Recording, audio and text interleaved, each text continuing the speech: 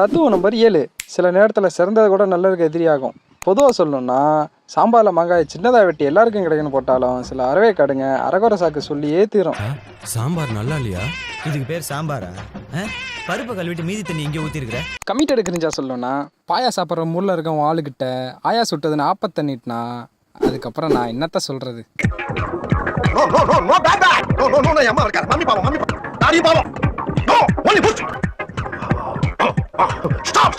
Singles கேட்டா சொல்லணும்னா கூட சுத்துற மூஞ்சி.